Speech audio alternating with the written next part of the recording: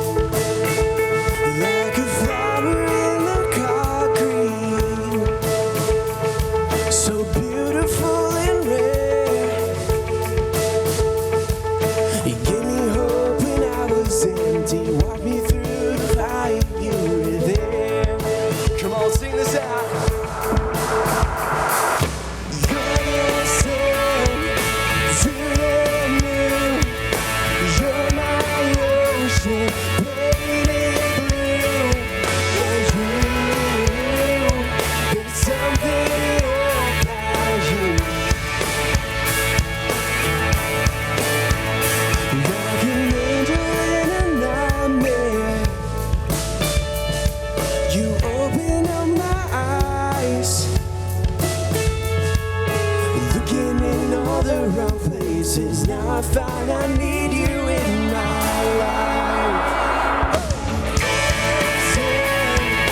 To the moon, you're my ocean, baby.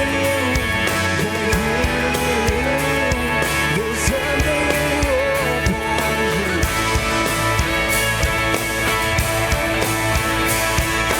You're the light in the dark. Find you working on my heart.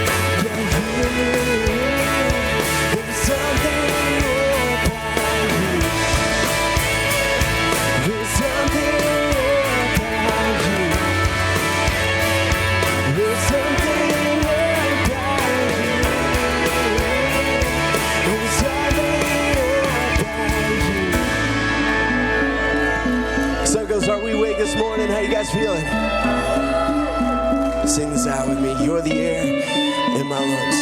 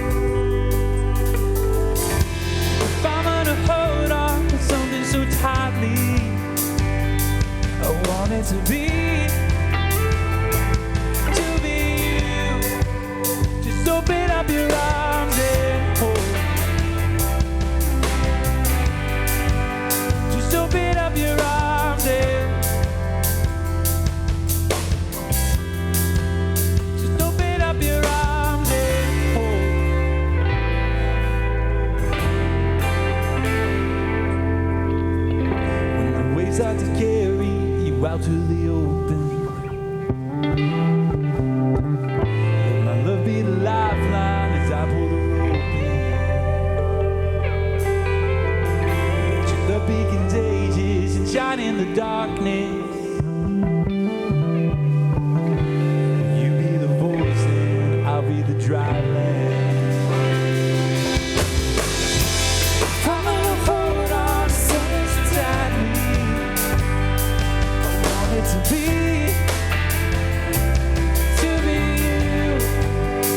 Open up your arms and hold. Just open up your arms and hold. Just open up your arms and hold. Just open up your arms and just open up your arms and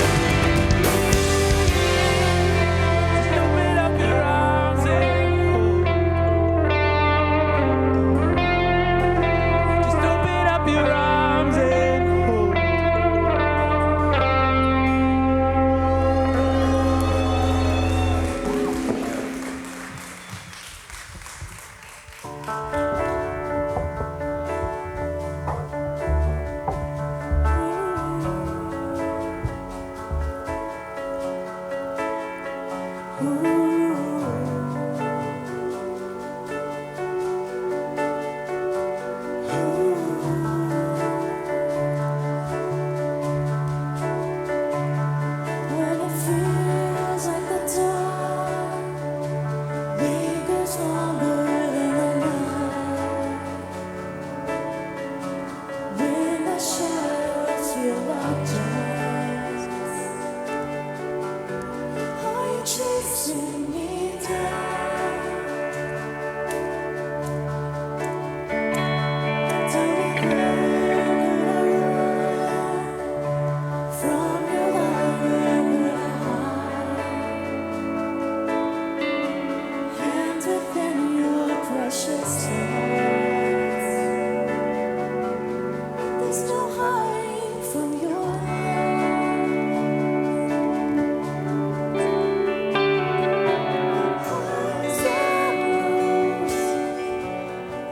you with me either way it goes? Should I rise or should I fall?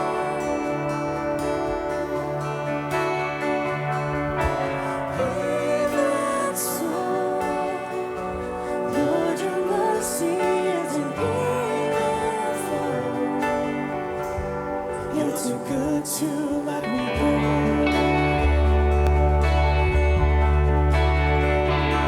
Should I dance on the heights, make my bed on a day? Mercy waits at every gate, like you planned it from the start.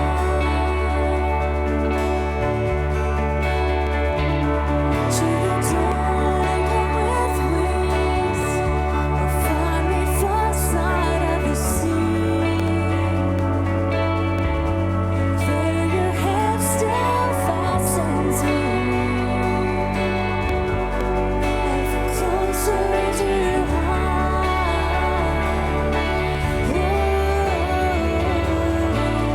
Highs and lows, Lord, you're with me either way it goes. Should I rise or should I fall?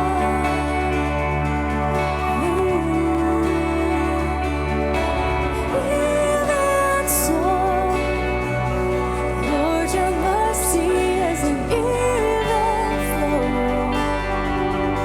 Should I rise or should I fall? You are faithful through it all. You're too good to let me go.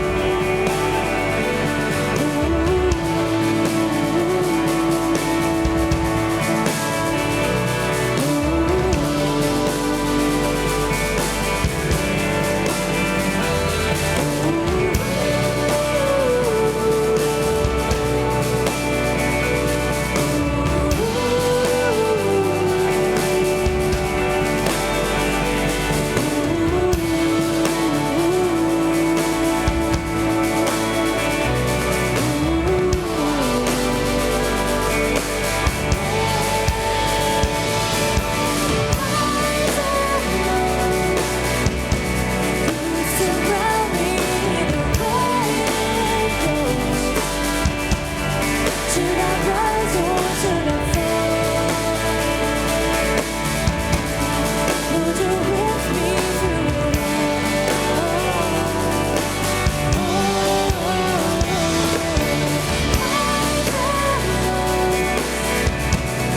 In the rhythms of your grace I know. Should I rise or should I fall?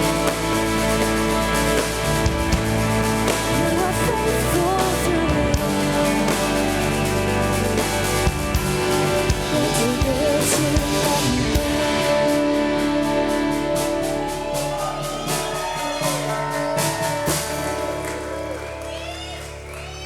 Well, Suncoast, how are we doing this morning?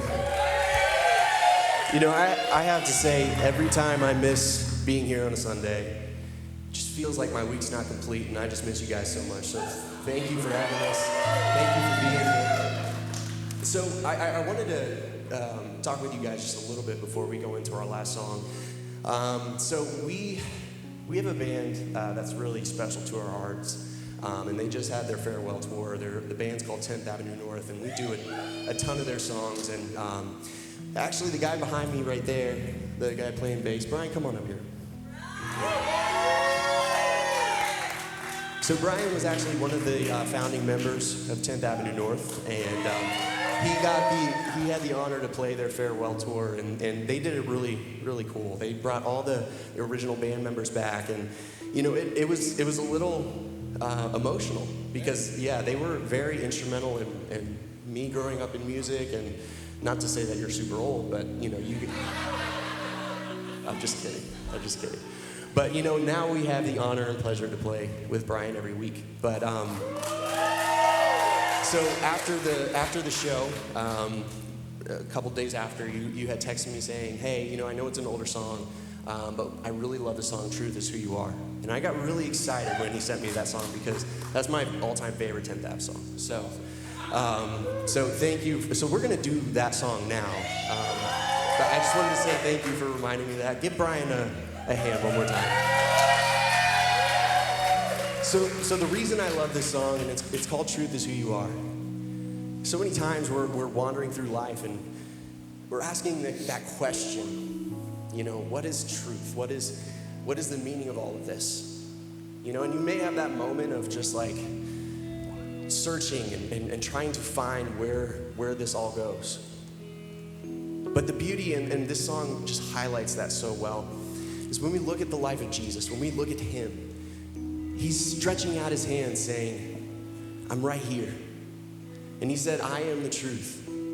So when we sing the words, the truth is who you are, when we're lost, when we're trying to find our way, when we're looking for this ideal, look to Jesus. He's stretching out his hand. He's there. It may not feel like he's there, but he is there. And he's just waiting for you to engage. So as we sing that song, reflect on that, and I hope you guys enjoy it. It's an oldie but a goodie. Let's do it.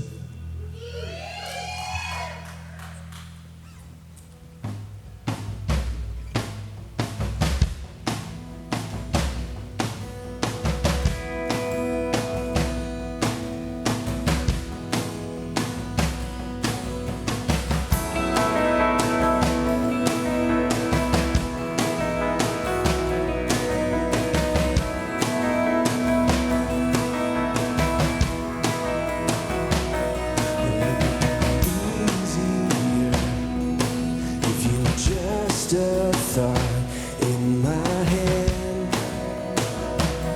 simply something that I once read, belief needing my defense,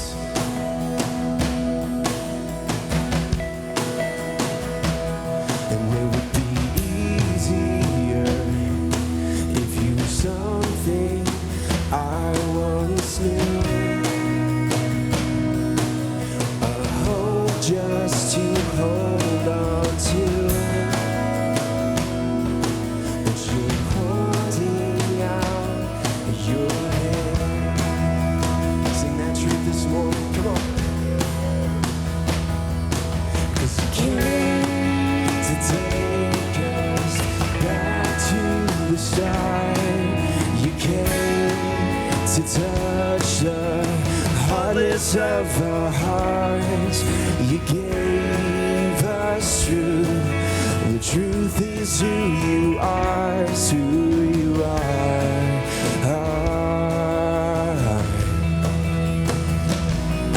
And it's not enough to just say I believe, 'cause truth is that talking street. So grace give me eyes to see.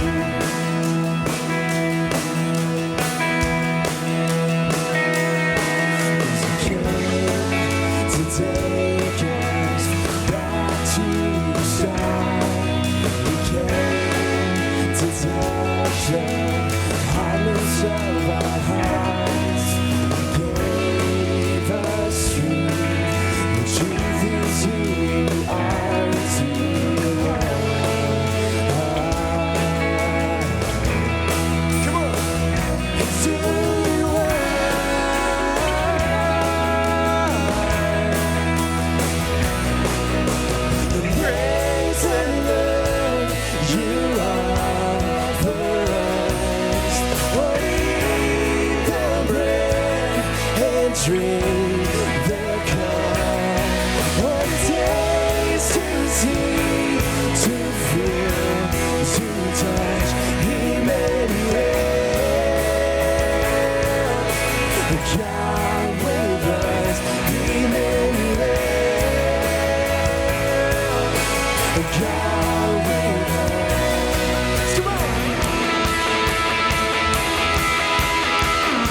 Suncoast, put your hands together.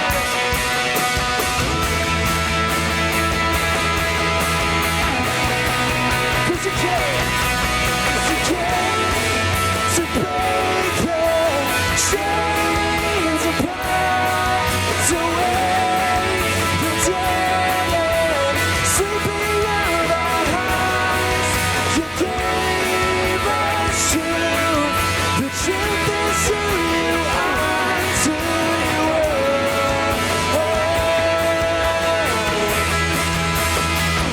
It's who you were.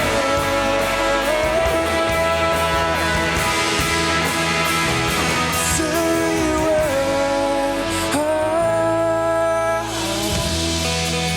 Let me hear you one more time this morning, Suncoast. Come on. Thank you all so much for singing with us. You may be seated.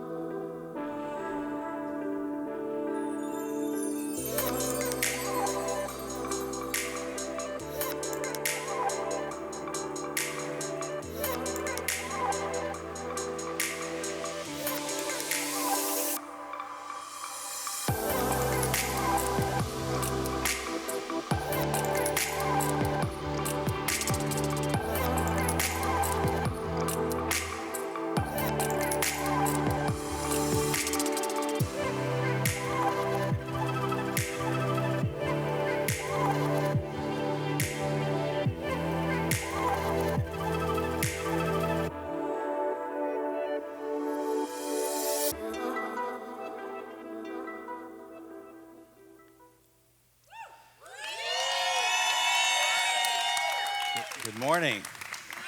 It's good to see you today. Thank you so much for being here. A lot of good things are happening, and one of the things is I get to be here today. That's at least good for me. So I'm delighted you're punished. It's fair enough. Today it's my joy to talk to you about a lot of things that are happening in the life of church, but one of the things I just remind you quickly is that this coming Saturday, a week from yesterday, is the oil change in the month. So if you know someone who's needy, who really could have their oil changed and be a blessing to them, we do it free. We wash, vacuum their cars, and change the oil free. We simply ask that they simply call the office or go by Grand Central and sign up with the kind of car you have so we can get the appropriate oil filter. So that's one of the services we do at Suncoast, and just want to remind you that. We're in this series called Practical Prescription. And one of the things that really is important is to understand these little notes that you have in your hand. If you can just put them on your mirror somewhere, it really will help you. If you need one and you didn't get one of the previous ones, they're all in the back in the Grand Hall at Grand Central. You can pick up one of those prescription pads. At my house, they're on the counter. They're on the cabinets. My wife puts them up there, and I look through them because I need to know what I said last week. So it's an important thing. But let me give you the prescriptions quickly. The first thing we suggested, walk with your shoulders back, your head high, and smile. Be confident. Practical prescription 2, say out loud, this is just for that week, I'm worth taking care of today. And there's a lot of information behind that. I won't go into it. But number 3, I will tell a friend I am grateful for them. Number 4, I will not compare myself to others. Number 5, when stressed, not that I will put somebody else in break, but I will take a break.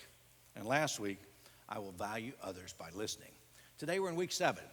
And we'll talk about that as we go through. But do you know it's in Sarasota, in Florida in general, we're about to enter hurricane season.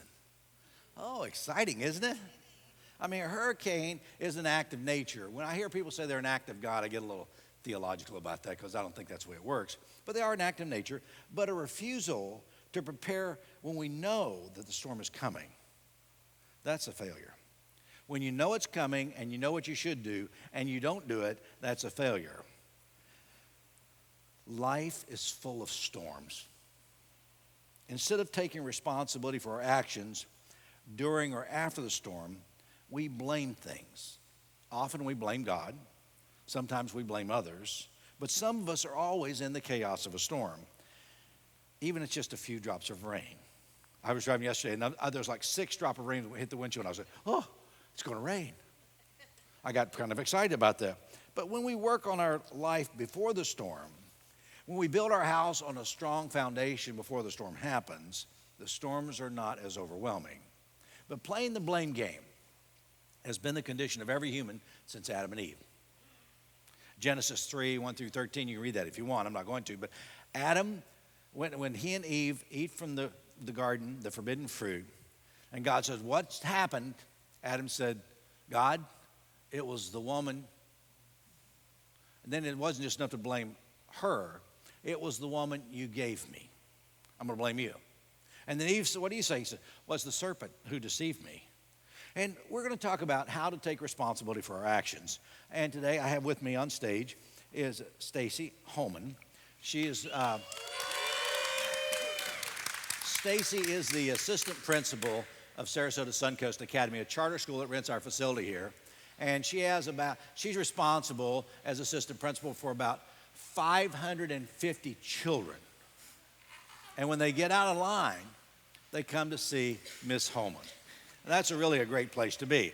So it's really amazing because when I talk about responsibility, to have the assistant principal of the school and my daughter on stage, it's interesting because I get to see how she meets out the discipline. And I go to her office once in a while, just sit down, and there's always a kid coming in, and man, she's brutal.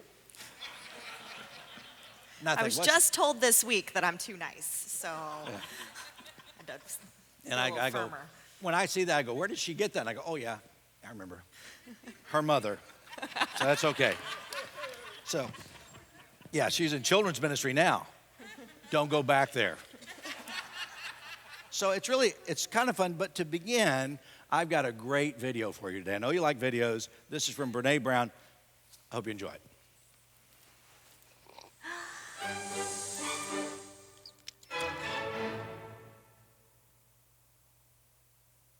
How many of you are blamers? How many of you, when something goes wrong, the first thing you want to know is whose fault it is? Hi, my name is Brene. I am a blamer. Let me just tell you this quick story. So this is a couple years ago when I first realized the magnitude to which I blame. I'm in my house. I have on white slacks and a pink sweater set, and I'm drinking a cup of coffee in my kitchen. It's a full cup of coffee.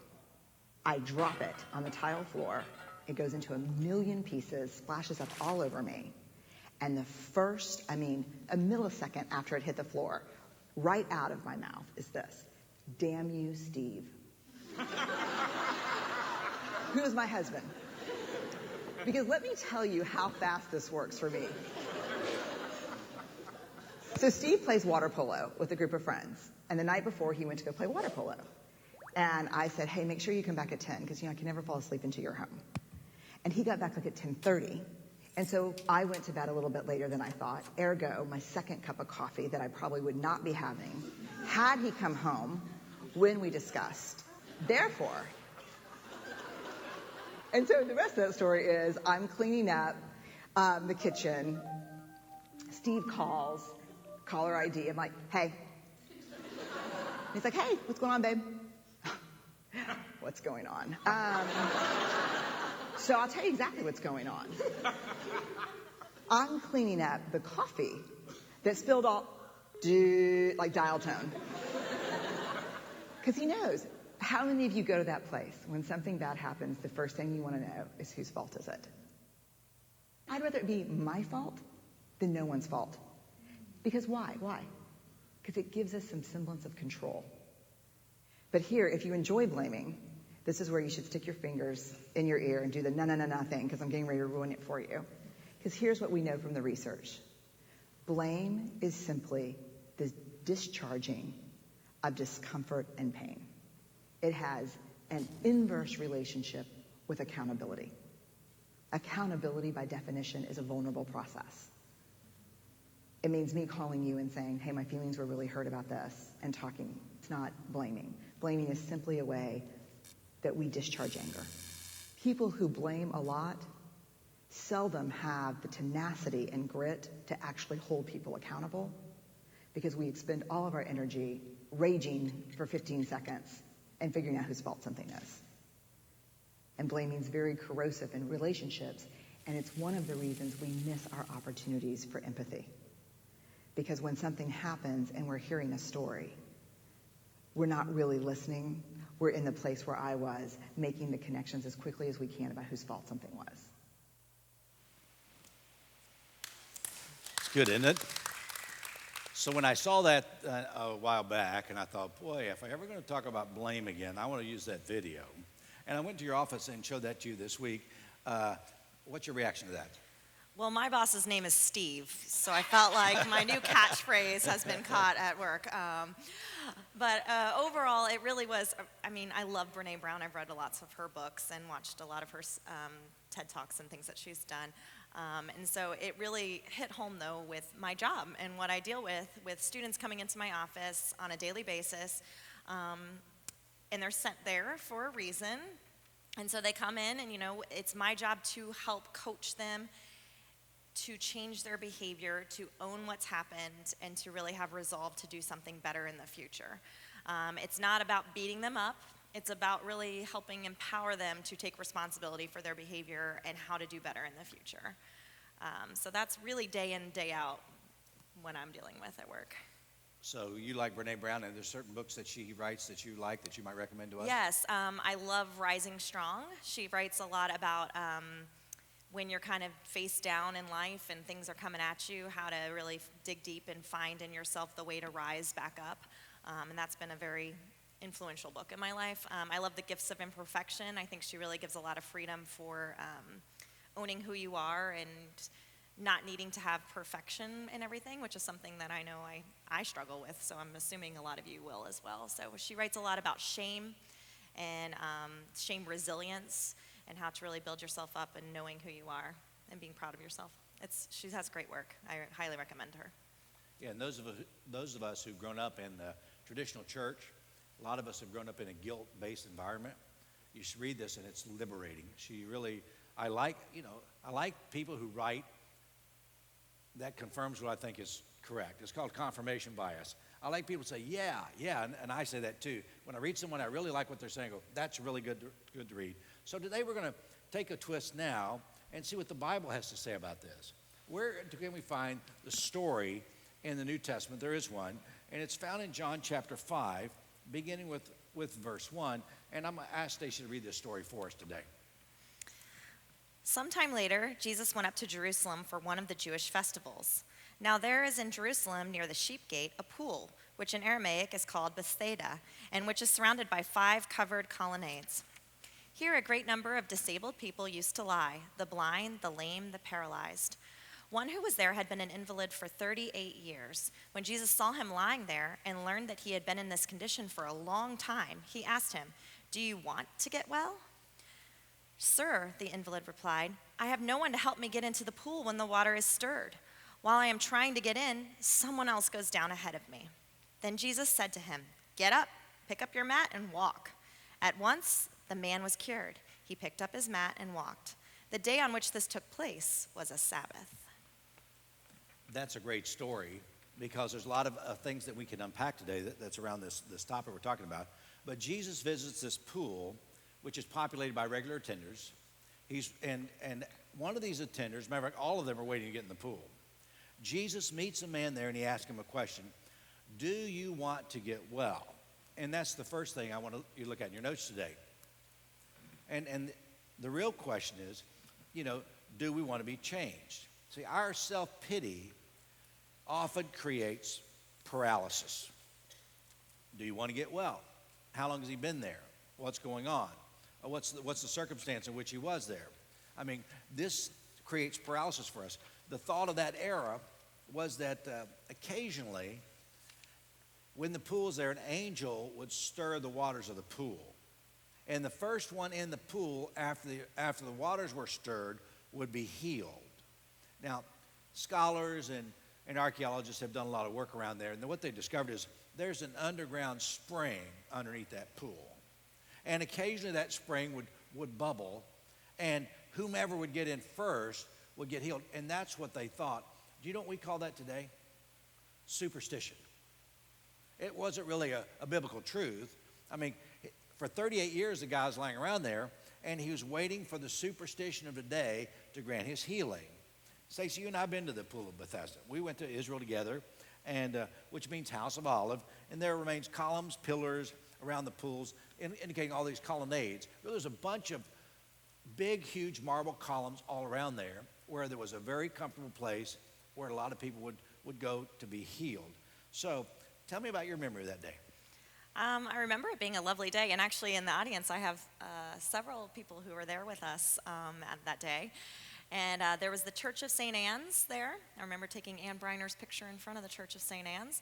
And we went in and sang. Marissa and I sang in the church. And yeah, it was just a beautiful setting, and we were able to kind of look down and see what the springs would have been, kind of down lower than where we were and the level that everything is built at this point. So as you were there in your mind, what do you think Jesus was asking himself that day when he walked up to this Bethesda pool and saw these disabled people laying around? Okay, I got to give you a quick correction. It's really people with disabilities. It's people first language. That's my special ed teacher coming out of me. She is politically correct. I am not. I just want to make As a sure. matter of fact, When I read it, I actually cringed a little bit because it's so like, ugh, coming out Well, of at me. least I didn't use. There are other phrases we used to use. Yes, you know. and I understand that that's a more current thing. But yeah, Yeah, the current language is you always use people first. So people with. People with disabilities. Okay. The crippled guy. No, gosh, Okay. Well, sorry. The lame guy. can't. No, You can't. person with disability. I'm just reading it from the scripture. They say it that I way. know, I and agree. it's a little cringy because we've changed our language since this has been written. Yeah, we can. I don't want to go down that road, but I want to. So, anyway. So, what do you think Jesus was asking himself that day?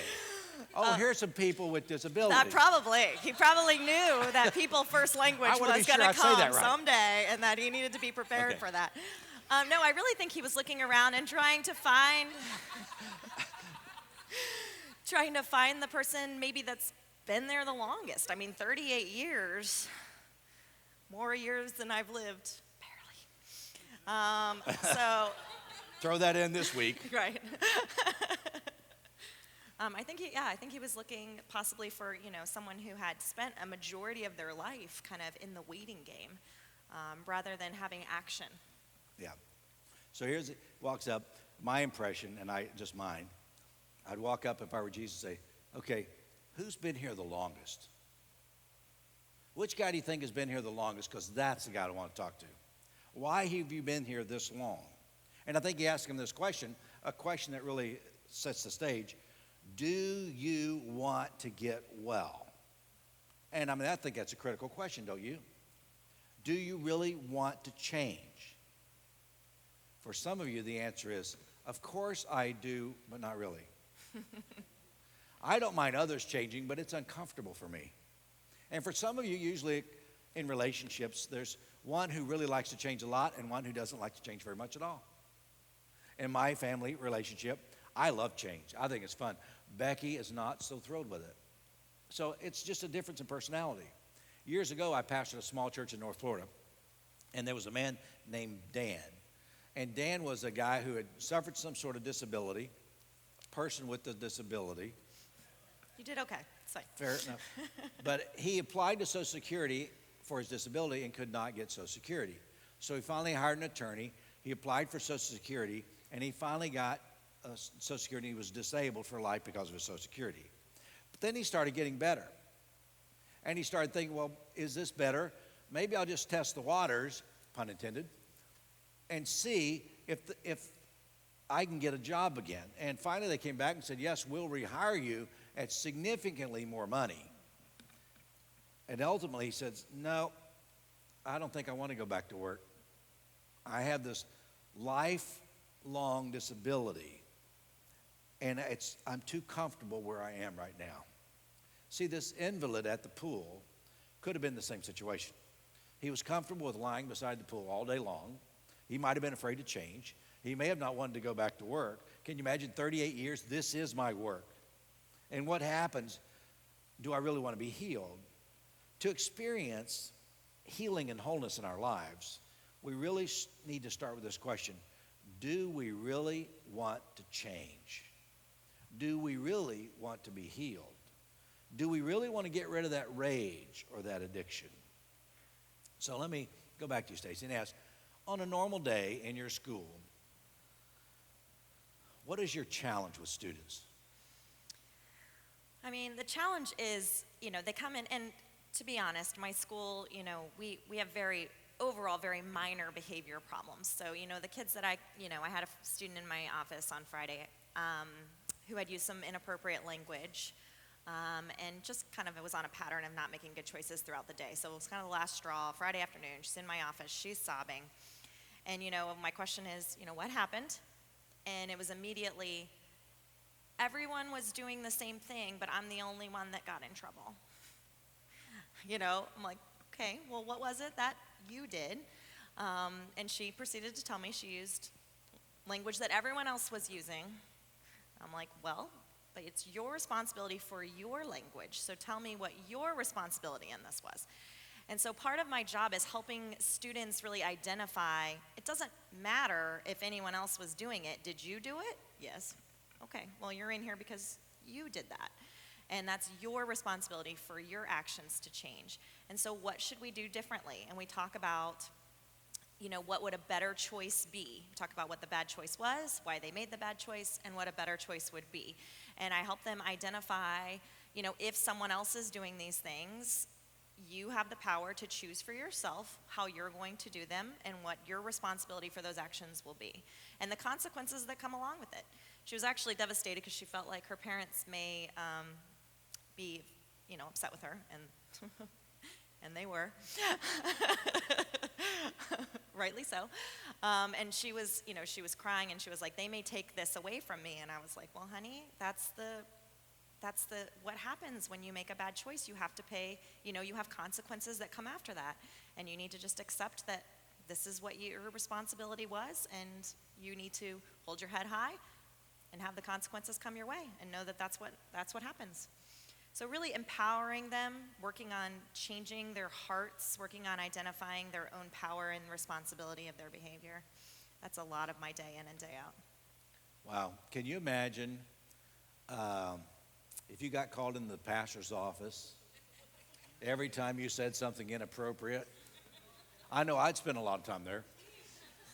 I've already said something inappropriate today, but it's amazing how that happens, and there are consequences to what you say and how you do it. But the school operates on an acronym, CARES, C-A-R-E-S. What does that mean? So we teach character traits, social emotional learning along with academics at our school. And so the acronym CARES really stands for those character traits we emphasize, which is cooperation, assertion, responsibility, empathy, and self-control. So today, our talk really focuses on that R, the responsibility piece. And honestly, that is probably the one, self-control too. We have some issues with self-control, with the youngers particularly, but responsibility as they work their way up elementary school is probably the one we impact the most. Really teaching kids, they'll come in and say, "My mom forgot my backpack," or "My mom didn't put my homework in my backpack." And we're like, "Oh, you didn't put your homework in your backpack?" Because it's not mom's job. It's your responsibility to bring your homework to school. It's your responsibility to remember your lunch. "My mom forgot my lunchbox." No, you forgot your lunchbox. That's too bad. Now you have to have a school lunch, which may not be your preference today, but you'll get through it. And then maybe tomorrow you'll remember to be responsible and bring your own lunchbox. So really empowering kids to own their own choices and their own behavior is a huge part of what we do. Can you imagine going to a school like that? Some of you have your parents. I'm looking at a couple of them. You have your kids in the school. You go, "Yes, we like that." I grew up in an environment where that was not the case. I mean, I grew up in schools to where, we missed a lot of school. We really didn't have teachers that really called us on the carpet. But just a different world and a different age. And I'm so grateful for a school like this. So CARES, cooperation, assertion, responsibility, empathy, and self-control. So here's a guy who is confronted with change.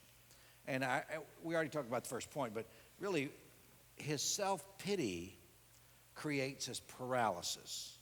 So when asked, "Do you want to change?" You know what he said?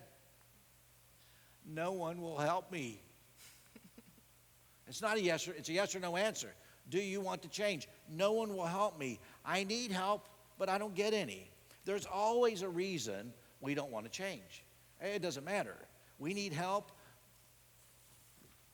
No one cares.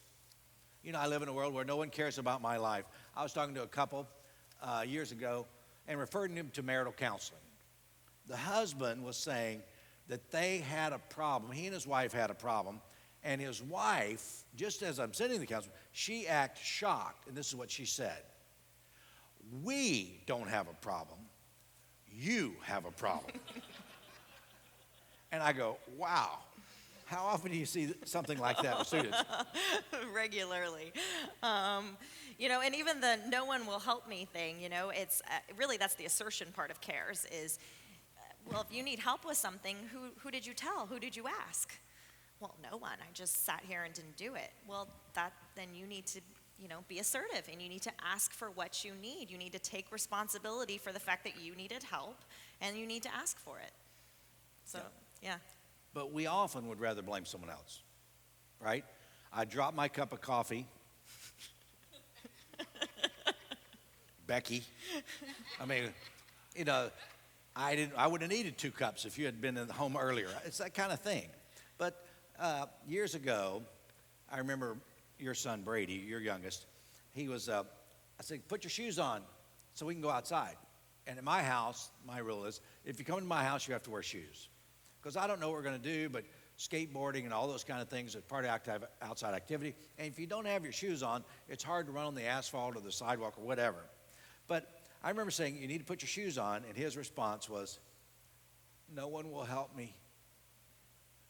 I go, you're big enough to put your shoes on. But we helped him, and this is what I want to make a point. A childish response of no one will help me is understandable. But when we're adults, it's time to quit blaming others for the fact we can't tie our own shoes. I can't reach down that far to tie my shoes.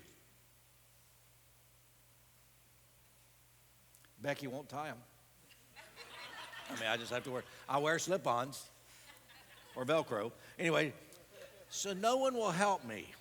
Poor me. So when we don't take responsibility for our actions, it's a problem. And in your class, I've seen this before. I think it's brilliant. Tell me about the think sheet. So when kids come into my office, one of the things I have them do is fill out a think sheet. For younger students, it's drawing 2 pictures. The first picture is the bad choice that they made that sent them to the office. And the second box is a picture of what they should have done instead.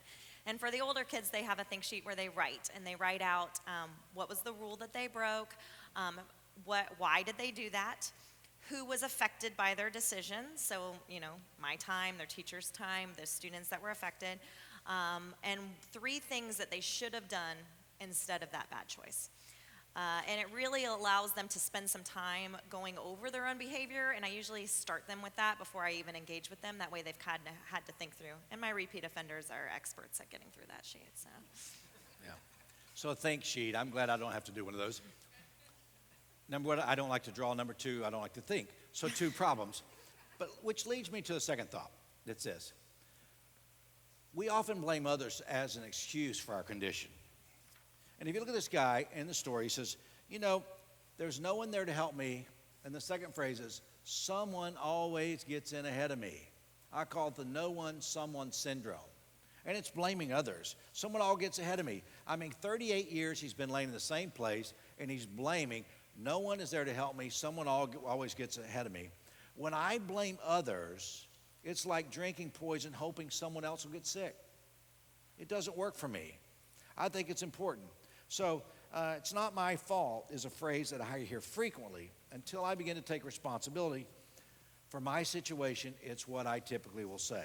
Someone got in ahead of me. I even hear people talk about that when they talk about God. So, it's been an unusual year for students and teachers. How so? It's been the hardest year that I've ever experienced in education, which I've been in for 15 years. And I really feel like everyone's hanging by a shorter thread than they typically are. So that goes for teachers and parents and students. And so just really keeping everyone diffused and helping kind of the responsibility piece of giving grace to everyone around. One other thing I was going to note on that blame game real quick, because I know we're almost out of time, is that students come in and they start telling, I say, what happened? And they'll be like, so-and-so, da-da-da-da. And I'm like, hold on. I would like for you to start again. This time I want you to start with the word I. And then they kind of look at me and they're like, I guy, and you watch him try to still figure out how to blame someone else, and like, so it's pretty effective. So it's probably a good strategy if you're finding yourself blaming others, is to go back and make yourself start with I and see what happens. Which leads me to the last thought of the day. It's this. Jesus challenges us to move beyond our comfort zone. He said to the man, no matter what the excuses are, get up, pick up your mat, and walk. But it's the Sabbath. But I'm lame. I cannot. And I think it's interesting. We begin to ask the question to ourselves, what is it that paralyzes me? Is it the fear of failure? What about fear? Is it that keeps me from doing what I should be doing? And I think those are important things that we look at, important things that we consider. So at Suncoast Community Church, our driving force is not fear. We're not trying to scare you, but we're trying to help you to understand that we're trying to make a difference in the world through tremendous acts of love. And I think that's important. So let me give you a few things. Step one, admit that I really need to change. Step two, that I need to take responsibility for what I am. Step three, begin to listen and follow the instructions. Get up, take up your mat, and walk. Let me pray for you. Father, moments like these, you challenge us to be more than we are. In a moment just like this, you're whispering to our hearts. There's some things in our lives that we've not followed through about, and we're just like children before you. Forgive us, teach us that we need to take our own responsibility, but also, because Christ is calling to us, stand up, walk boldly, keep our shoulders back, and love God. We pray this in your name. Amen. So today, let me have you stand, and I want to give you the practical prescription number 7. You have it in your hand, and the practical prescription number 7 is simply this. Say out loud, I will blame less and forgive more. Say it with me. I will blame less and forgive more. Now in parentheses, including me. Right? Because sometimes I need to forgive myself. So, tell me about your temperature control mug. So for Mother's Day this year, I got a gift of a lovely mug that holds the exact temperature through an app on my phone of what I want my tea to stay, which is the most awesome thing ever. But my son, when I opened it in the box, I opened the package and I pulled out the mug, and as you can see, the color of it is rose gold, which is my favorite color. And so my younger son, as I put it back in the box, he looks at the front of the box and he goes, rose gold? That cup's rose gold? He's colorblind. So for him, this looks stainless steel. So until he read the words rose gold, he had no idea that this was pink. Turns out you didn't either. That's not stainless steel color?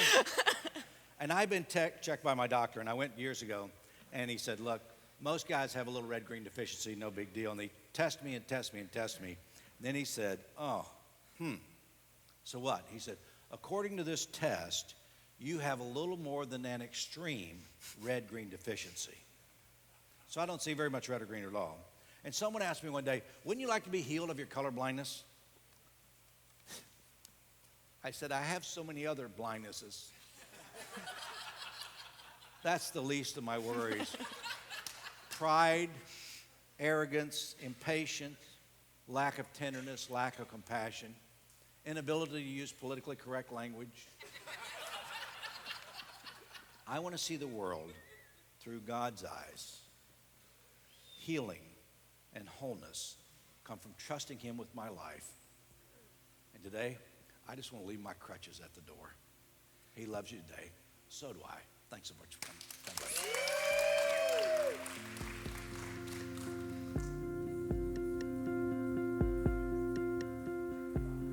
Wondering if I'm cut out for it.